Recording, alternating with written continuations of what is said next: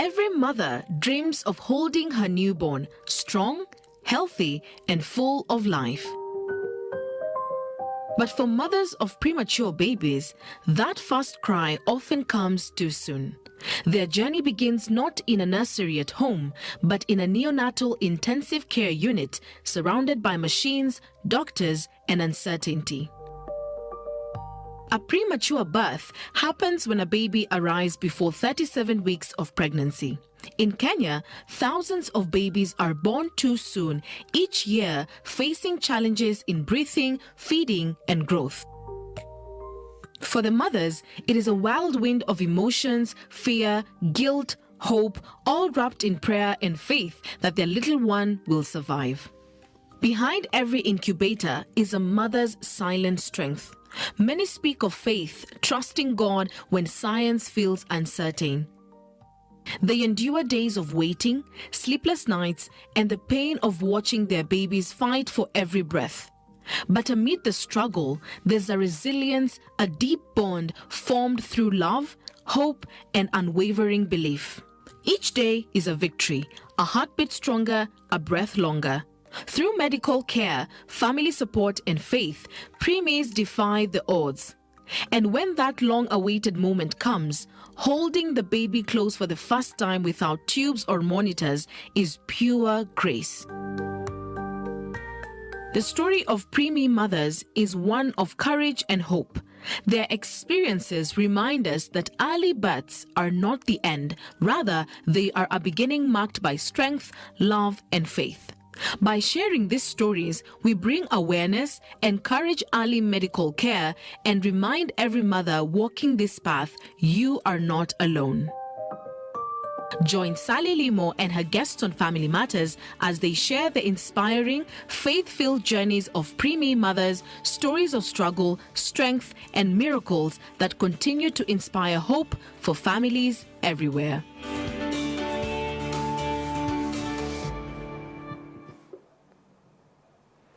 Indeed, a very good morning on this beautiful Tuesday morning, Parenting Tuesday, where we are talking matters parenting. And indeed, wherever you're joining us from, you can be part of this conversation on 20316, SMS line 0786 316 316 is our WhatsApp line, just to be part of this conversation, which we'll be having on matters prematurity. And according to the World Health Organization, WHO, 1 in 10 babies is born prematurely, and that's before 37 weeks of pregnancy.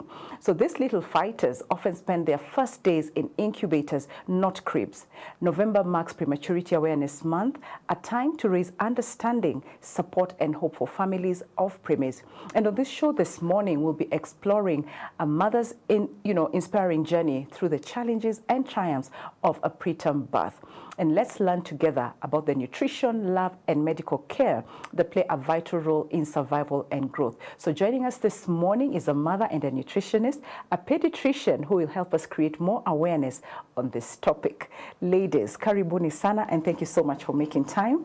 I'm excited for this conversation. Also, being a mommy to having been a mom to a preemie, I think it's quite an exciting topic to have this morning. I'll start with you, Agatha, to introduce yourself, and then we go to Daktari. Okay, thank you so much for having me and for allowing us to be in the show this morning. Right. My name is Agatha Mwende. I'm an author and a nutritionist and a mom to a preemie. Yeah. Karibu sana. Daktari. Thank you so much for having me. I am Dr. Helen Karinge. I am a pediatrician and a mother as well. Whoa, welcome, welcome, ladies. Now, Daktari, maybe we'll just start with you to help us open this conversation by helping us understand exactly when we say a child is a preterm, is a preemie, what does that mean? So a premature baby is one who is born before 37 weeks. And there are various categories of babies who are premature. So we have those who are late preterms, who are born between 34 and 36 weeks. Then moderate prematurity, those are children between 32 and 36 weeks. Then very premature, who are between 32 weeks and 28 weeks. And then extremely premature, who are less than 28 weeks. Whoa. Yes. And they survive less than 28 weeks? Yes, with early appropriate interventions, they can survive and thrive. Oh, wow. Yes. Amazing. Mwende, now, for you, from what Daktari has talked about, your son was born at what, how many weeks? 30 weeks. 30 weeks. So that's almost the 28 I'm actually asking about. Okay. How you know, when you learned that you would have the baby arriving earlier than expected, how did you feel about that?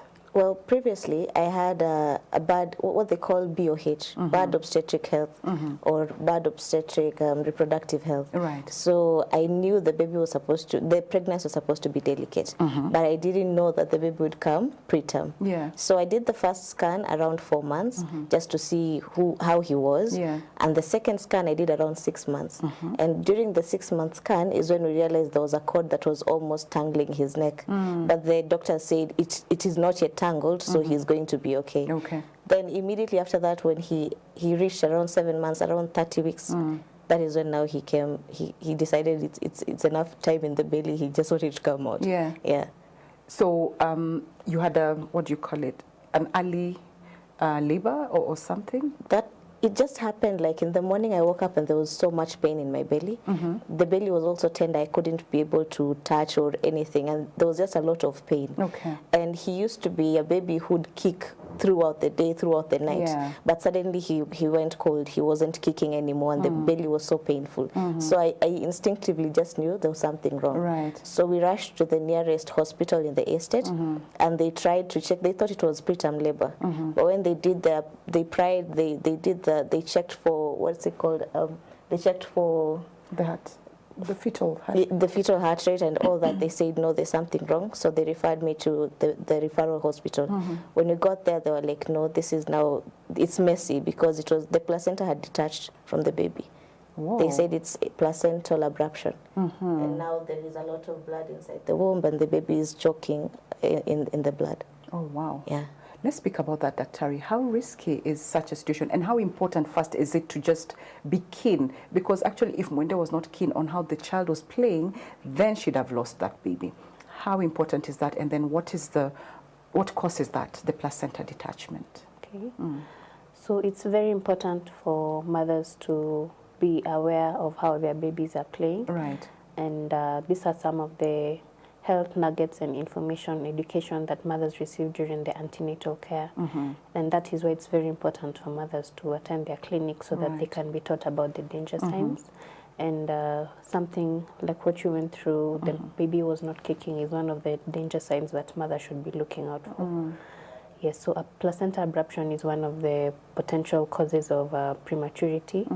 It's quite a dangerous condition, and the danger of the placenta detaching is that the baby is not able to receive the nutrients and all the important things that they need to grow. So once this process starts, it's important for mothers to be rushed to the nearest facility and to facilitate the immediate care that is required to save both the baby and the mother. Okay. Yes. How common are preterm births in Kenya, and what are the leading causes, apart from now what you've mentioned?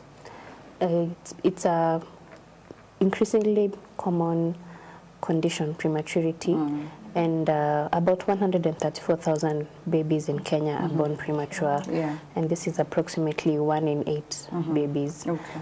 Kenya is one of the top 15 countries with the highest prematurity rates, and as I've said, this rate is increasingly. However, small, it is still increasing, and this is a cause for concern.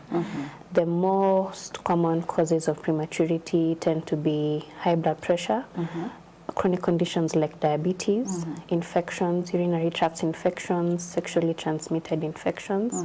We are seeing a rise in smoking and alcohol use, even passive smoking, because mothers will say, I don't smoke shisha, I don't use cigarettes, but being in the environments where you're exposed to smoke, you're a passive smoker, and that tends to be even more dangerous than the person who smokes and blows it out. You see, as a passive smoker, you're just taking it all in.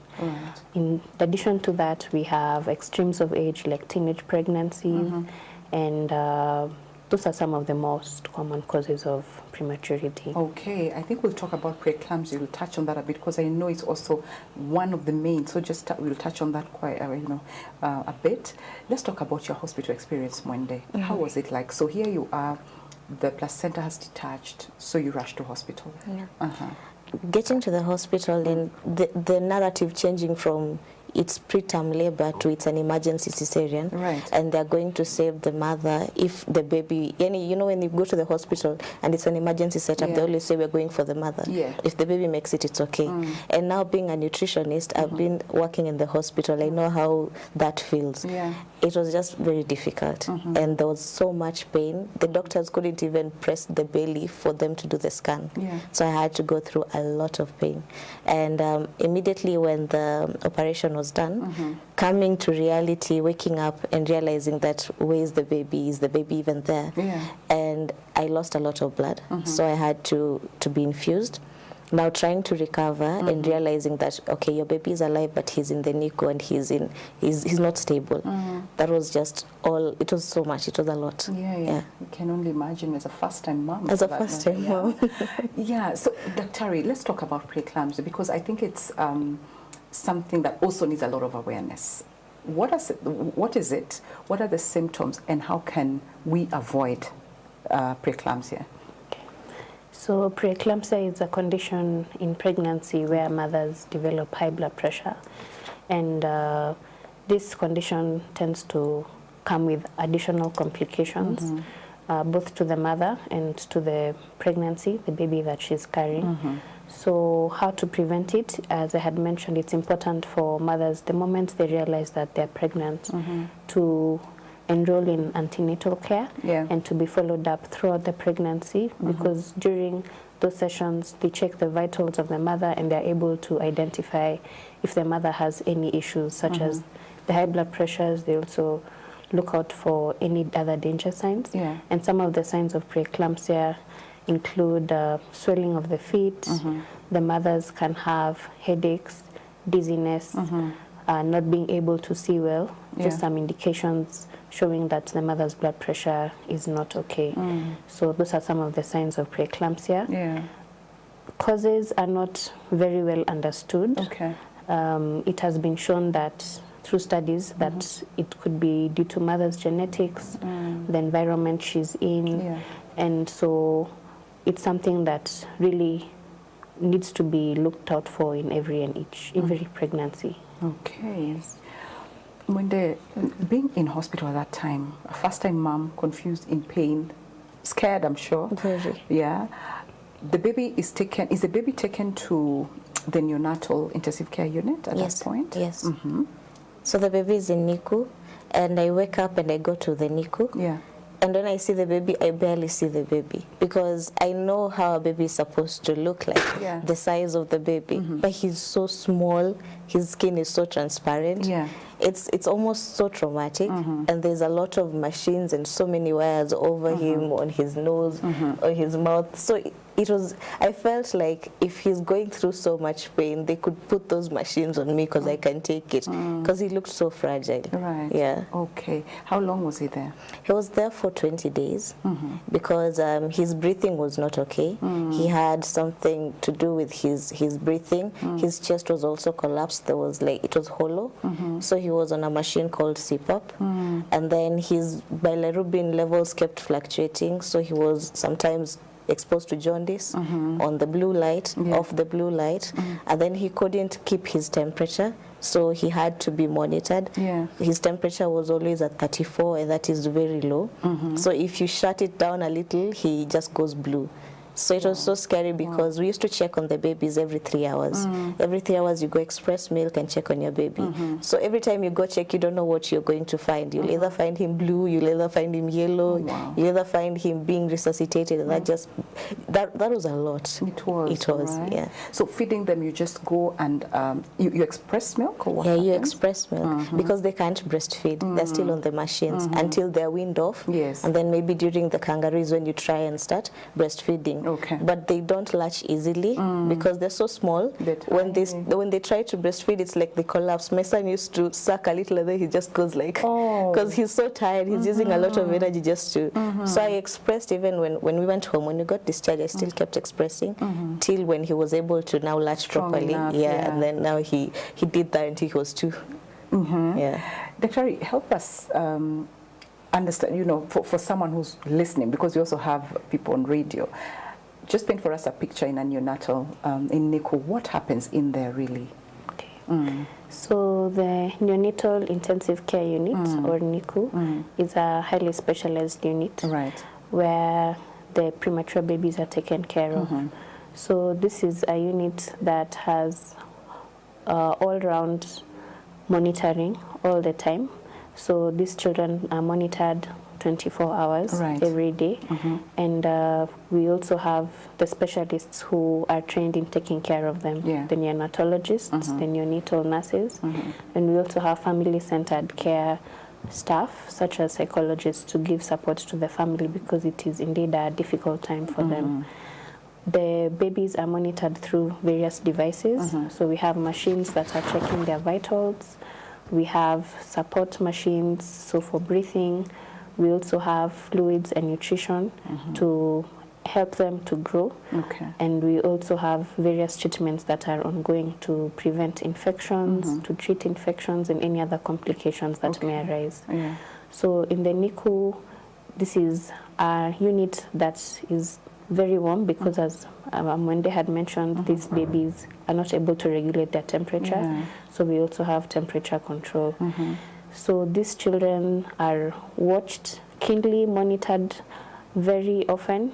As she had mentioned, the mothers come every 3 hours. The healthcare workers are always looking out for any danger signs and changes in the vitals so that they can make the appropriate interventions if at all the babies deteriorate. Wow. Okay. And of course, how is it? I'm sure it's a very, how do we call it? You know, very clean environment, is it? It is. And even as mothers, when you come into the NICU, you have to wear your a net of sanitize. You have to sanitize. Until now, when I wash my hands, I always do from my hands to my elbows because I got so used to that. So you really scrub from your hands down to your elbows. Let's talk about the kangaroo that you just mentioned earlier. How soon did you start that, and you know, what is the importance of that? The kangaroo was the best part of the NICU journey because at kangaroo you're able to remove your baby from where he was and you're able to clasp him into your chest. And he requires that bond, that skin to skin, first of all for the temperature change. And then for my son, he used to mirror my breathing. So that is how I taught him how to breathe because he used to breathe and stop breathing. So he's learning from how you're breathing. And then now the warmth really adds their weight because I started kangaroo at date 20, at the day 21. Day 22, the night I did kangaroo, the following morning he had added 90 grams, and that's a big celebration. And the doctors were like, kwani uko na joto kiasi gani mtoto amepika haraka? But I think it's because he was on the crib for so long. So that first bonding experience, I think it just kick-started his own life here. Absolutely. Dr. the importance of kangaroo from now, your perspective as an expert. So kangaroo care has been shown to really improve the outcomes of premature babies and small babies. And it is a very low-cost intervention that also helps with the parents bond with their babies. So as Mwende had mentioned, these babies get a lot of warmth. They're not able to regulate their temperature. They're able to stabilize their vitals, the breathing, the heart rate. They mirror what the parents have, and they also feel secure. And that bond between the mother and the baby helps the mother to produce more breast milk because the mother feels that they are able to provide for their baby, and the baby also feels secure within the caregiver's environment. So with more breast milk, more frequent feeding, these babies are able to pick up in terms of weight. And it's also good because the breast milk also helps them to prevent and fight infections. Absolutely. In addition to that, the mothers are able to have less anxiety. They're able to rest more when they have their babies next to them. And it also helps the healthcare workers because they're able to see that these interventions that they had together with their mother are helping the baby improve. So that team effort really, really helps improve the outcomes both for the baby and for the mother. So true. Wow. I can see you totally I'm just like, it's so real. Oh, and Dr. is it, can fathers also, you know, provide that kangaroo, can we call it what, bond? Yes, absolutely. Fathers are encouraged to do kangaroo and even other family members for as long as they are taught how to do it and they maintain the hygiene because that's very important, especially in those initial days and even going forward. Anyone in the family can do kangaroo care. Oh, wow. What kind of support did you get when it came to kangaroo, and also just generally the kind of support you got with the baby? Support in terms of the family or the hospital? Let's talk about the family. The family. Yeah. Well, my mom was there. My siblings were there. Was that important for you? Very important. It was so important because when you leave the hospital setup and you come back home, you almost miss being in the hospital. Why? Because the nurses are there, the doctors are there. But when you come back home, it's just you and the baby. The baby stops breathing. You almost wonder, who do I run to? Because in the NICU, you're just like, nurse, the saturation, nurse. But now you're home, you have to have a lot of support. You also have to rest. Because doing kangaroo means you're sitting 90-degree angle. You remember you have a scar and your back is still paining, so you require rest. So you need someone to do kangaroo while you're resting, so that you also recuperate. You reduce your anxiety, your stress. You release more breast milk for the better of you and the baby. Okay. Dr. What are some of the common complications, maybe apart from, I had Mwende mentioning that breathing aspect of it, what are some other complications that these little tiny humans may experience at that point, and what's the treatment like? So apart from the breathing issues, low temperature, or what we call hypothermia, is a very dangerous thing for small babies and even for term babies, because babies are not yet able to regulate their temperature. So you find that newborn units and neonatal intensive care units have a certain set temperature to ensure that the ambient temperature for those babies is appropriate. And we also have incubators for the very small babies to ensure that the temperature is well, because these incubators have probes that are attached to the baby, and we're able to see if the temperature is misbehaving at any given point and to make the appropriate interventions. Okay. So in addition to that, babies can develop jaundice, which is the yellowness of the body. Because of the baby's immature systems, they're not able to break down red blood cells well. So jaundice is dangerous because it can affect the baby's growing brain, and that can have long-term or long-life complications. The babies might develop what we call cerebral palsy. So these are some of the things we try to avoid. In addition to that, feeding difficulties. When they're born early, they're not yet able to suckle. They're not yet mature enough to suckle. So that means that they're fed through NG tubes, which are nasogastric tubes. When they get older, they're fed through CAP up until they are able to breastfeed with the help of occupational therapy. And in addition to that, infections. Babies tend to have lower immunity, and premature babies even more so low. So the important thing, or what is really emphasized in these newborn units, is infection prevention. So that is hand washing. That is the easiest and one of the most effective ways to prevent infections in those units. And whenever they do get infections, they are treated quite promptly to prevent it from causing further complications in their children. All right. Yes. You know, when this has not been an easy journey, it wasn't an easy journey at that point, but what was your lowest point, and how did you navigate it?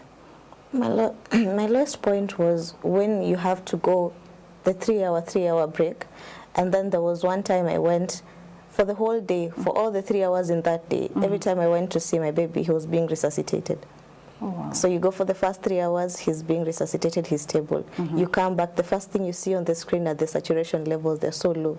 He's being resuscitated again. He's being resuscitated again. And I remember feeling so down, but what challenged me was he's still fighting. So if he can fight, why would I feel, why would I give up? And he's really trying in his tininess. So I got so much strength from him, and I still draw so much strength from him even till now. That's a fighter. He's a fighter. Absolutely. An amazing conversation right here on Family Media Parenting Tuesday. We're talking about, you know, prematurity, and this being an awareness month. That's what we're trying to do right here as Mwende is walking us through, you know, her journey as a preemie mom. We are also joined by Dr. Helen, who is helping us unpack and understand better really what it is about prematurity, how to, what happens even in there in something called NICU. Did you know about NICU?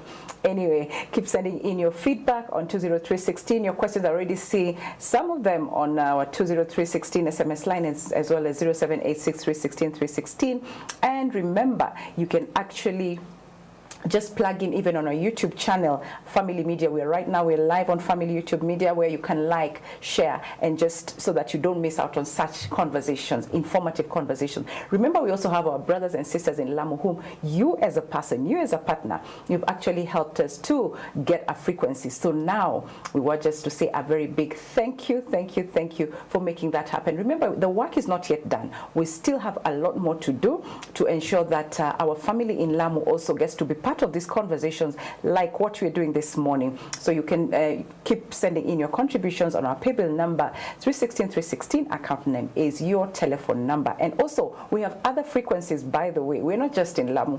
We have other frequencies, and we have, like, for example, in Nairobi on 103.9 FM, Kisumu 96.5, Nakuru 102.1, Nyeri, Murima. We're also there 89.7 FM, Mombasa, Pwani kule, tuko kwenye 97.9 FM, and then Lamu definitely is coming soon. So we're going to take a very short break, but we'll be right back. Keep sending in your feedback and your questions if you have any on the numbers that I had mentioned earlier. See you in a bit.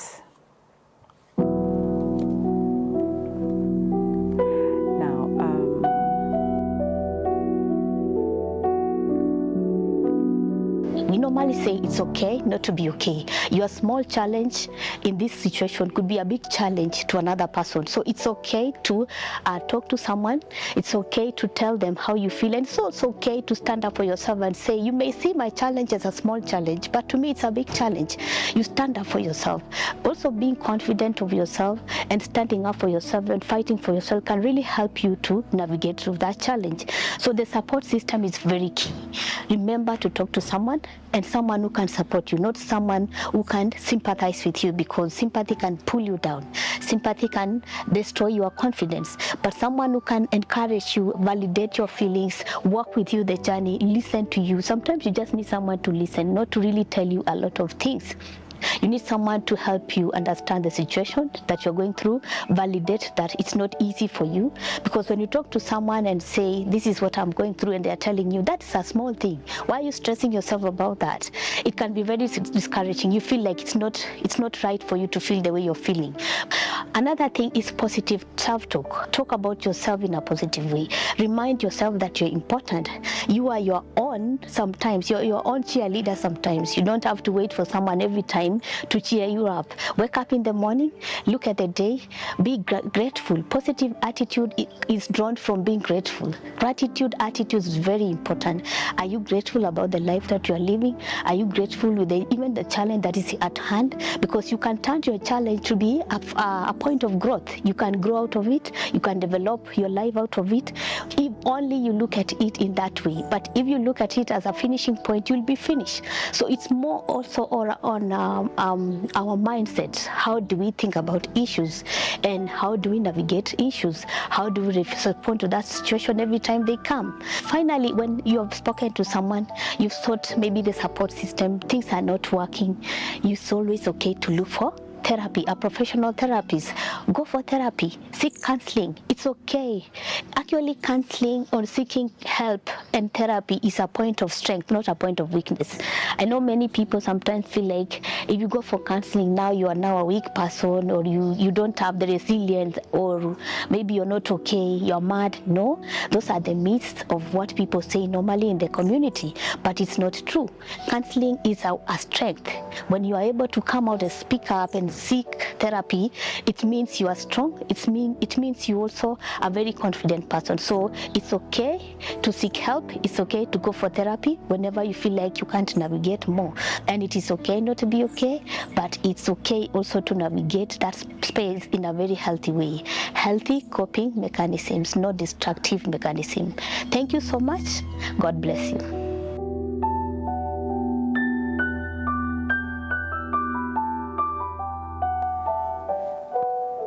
Absolutely, right there from Tabitha, who is, a mental wellness counselor, talking about just being able to get healthy coping mechanisms. And our mommy in studio actually just having a talk during the break, and she says she actually needed therapy at that point in hospital, which she got, and she thinks it was absolutely necessary. So please get your therapy if you, whatever situation you're going through. Sometimes as Africans mostly, our mentality is that thing is for the, but we all need therapy, including children, by the way. So tusiseme ni mambo ya wazungu, we can also do it. Anyway, let's get to our socials, and then, we get back to our conversation, an amazing conversation this morning on matters awareness when it comes to prematurity. Now, there's someone here saying, Daktari and Mwende, being a mother to preemie twins, I am enjoying this informative conversation a lot. My question is to Daktari, why do some people say a baby at 7 months has higher chances of survival than one at 8 months? I gave birth to mine at 8 months, but after some injections, which I was told were to boost the baby's lungs to mature faster. Is that true? I would also like to know, how can fathers be more actively involved in the NICU journey? So I think that will be for Mwende, and Daktari, you can respond to the one for 7 months and 8 months and the injection. Thank you for the comment and the question. So ideally, the longer the baby stays in the womb, the better chances of survival, and the earlier the baby is born, the higher the risk. And the longer the baby is within the mother's womb, that is what the doctors usually want to promote or aim for, so that the baby can grow and mature in the appropriate environment.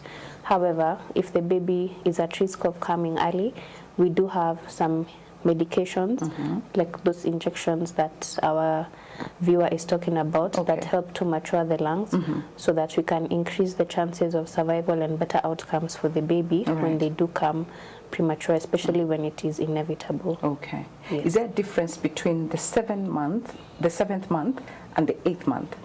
What has not developed here? What has not matured here that has matured in the other month? So all of the organs mature at various rates. And a term baby, that is a baby born at 39 to 40 weeks, is a baby who is ready to come out. So any time before that, these organs are not yet mature. So the baby who is 8 months is more mature than that who is 7 months. And so that is why we say that the risk is more in the younger baby, or the baby who has less weeks as compared to the baby who is older. Yes. No, I'm also a mama to a preemie, like I'd mentioned earlier. And I remember when I gave birth to my daughter, she had the skull over here was like not completely closed. Is that you experienced the same? Huh? I saw with other mothers. Exactly. So I was like, oh my goodness. Anyway, then later I got to know preemies, that's what happens.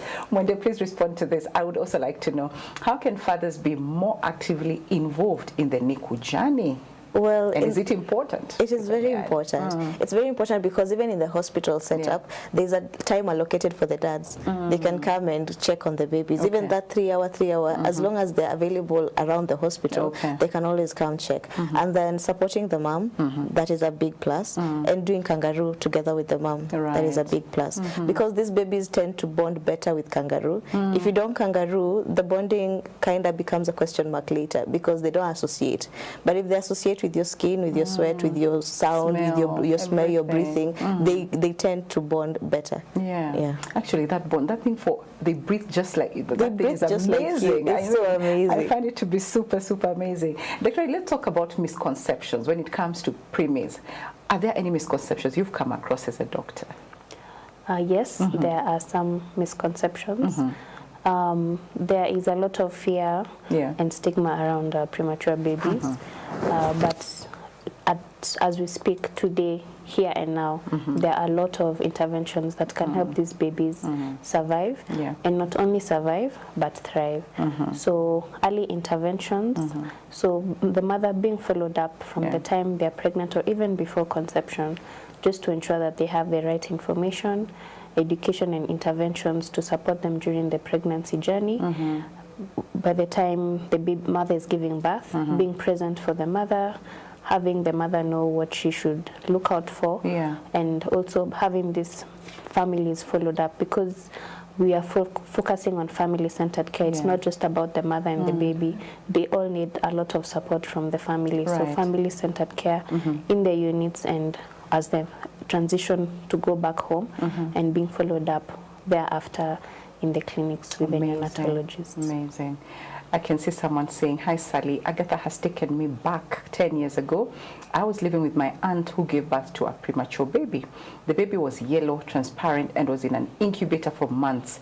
It's the worst experience I have never been that scared. I didn't even know what to tell her. That experience got me scared to marry. I think this must be a man talking, you know, from a man's point of view. Men are normally scared by such things. I don't know. It gives them trauma. Doesn't it? It does. Yeah.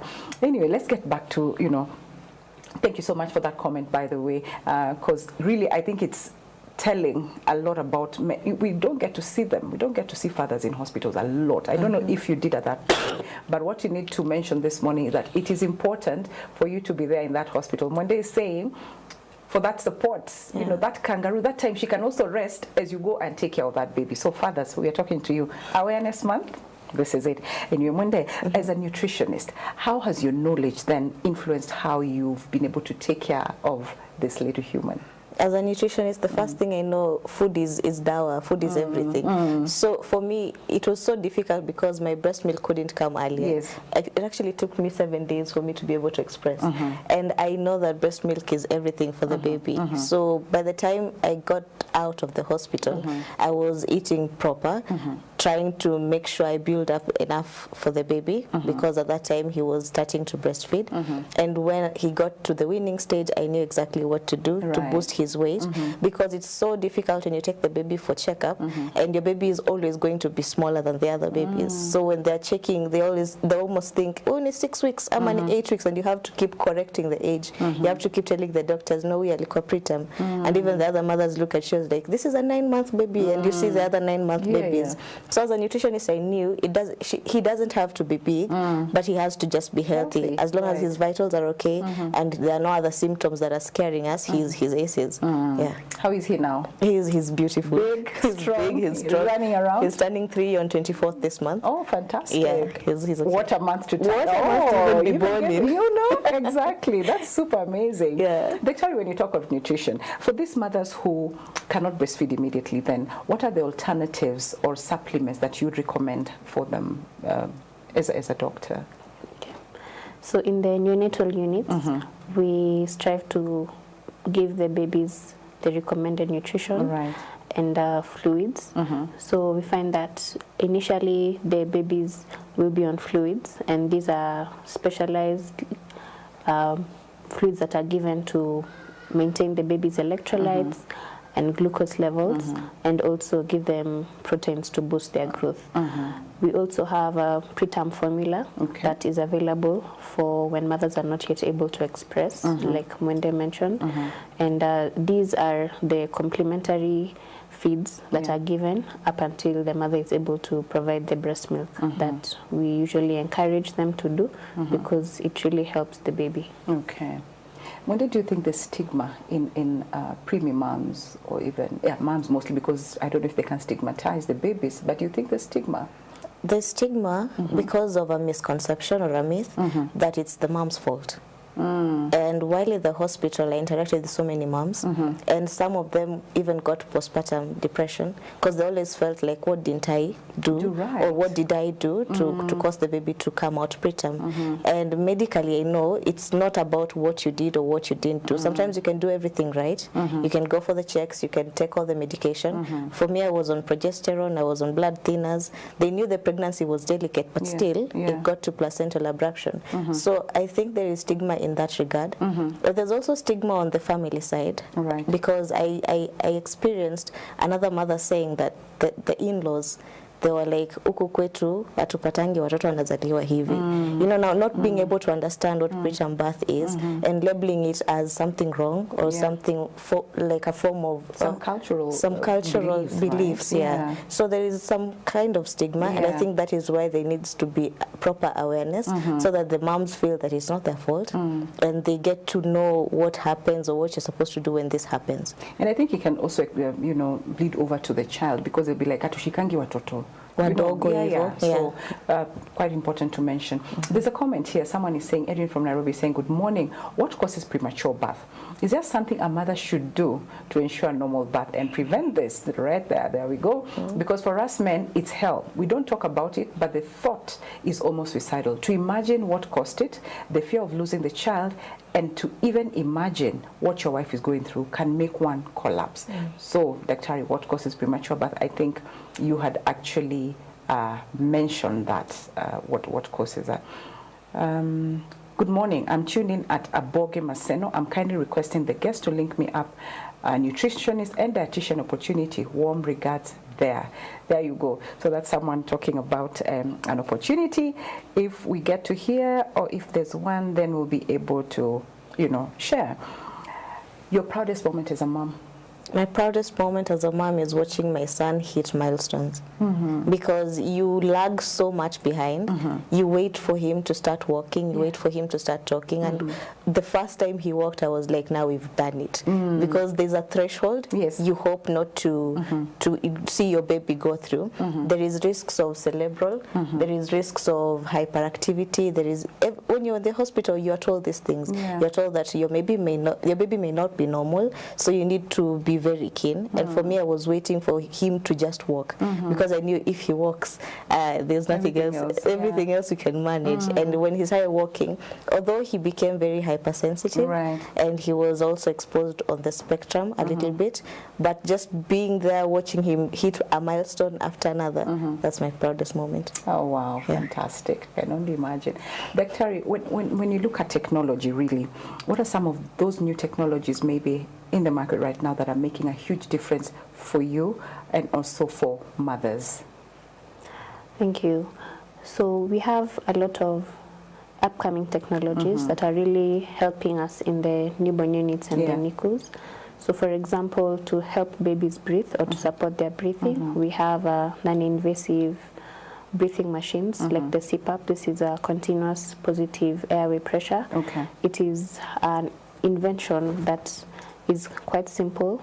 Many companies have simplified it, and they are more affordable than what was previously available.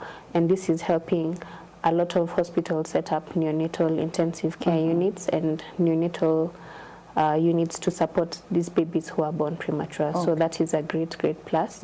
In addition to that, we have portable incubators, like one called the Embrace, which is almost like a sleeping bag that helps to regulate the baby's temperature.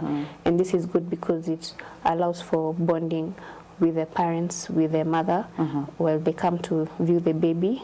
They can carry the baby as opposed to sounds portable, so it means you can't take it home for sure because they're still delicate. Yeah, we still need them in the facility, but the mothers can hold the baby and put them back on the crib and not interfere with the temperature regulation of the baby. We also have monitoring machines that just have small probes that are placed on the baby, and they're able to check the baby's vitals, and these are fed into machines where the staff are able to see how is the baby breathing, the heart rate, the temperature. These are some of the things that have really helped. In addition to that, we have medications like surfactants that helps the baby's lungs to mature or to be better at supporting the baby, and other drugs like caffeine citrates, which have really changed the landscape in terms of prematurity care.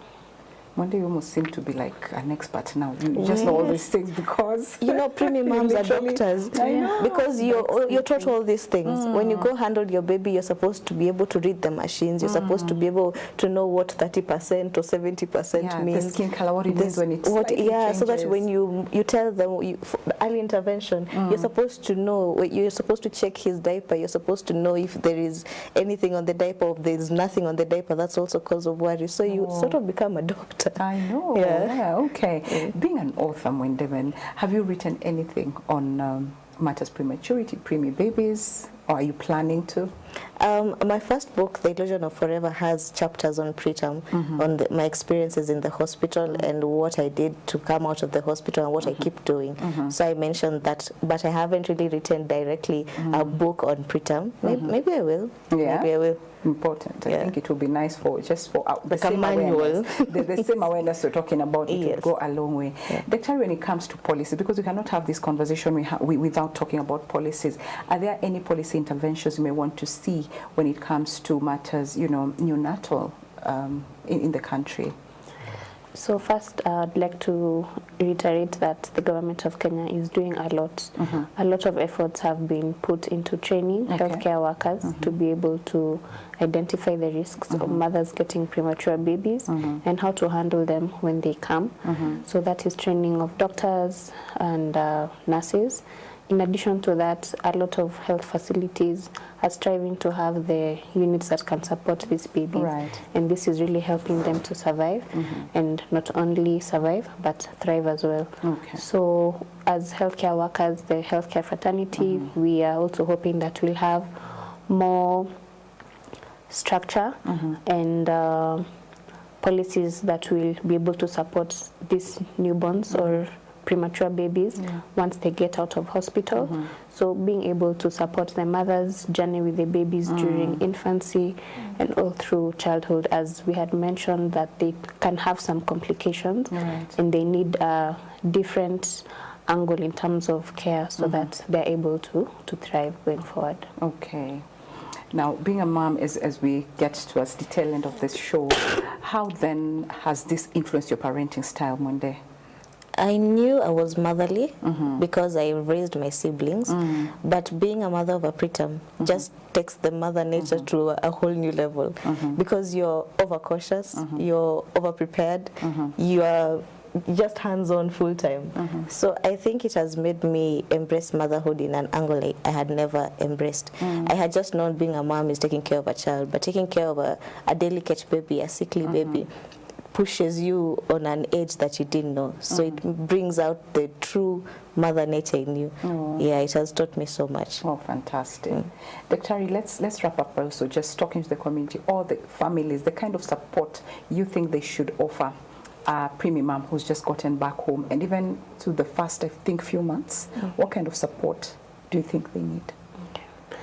So the mothers and the babies require a community for them to be able to walk this journey outside the hospital. Just the same way they had semblance of a community within the facility, they also require that support at home. So the presence of the family is very important to assist the mother whenever she needs to take a break, whenever she needs to rest, when she needs to express, because as Monday had mentioned, some of these mothers still need to express for some time before the baby is able to latch and breastfeed well.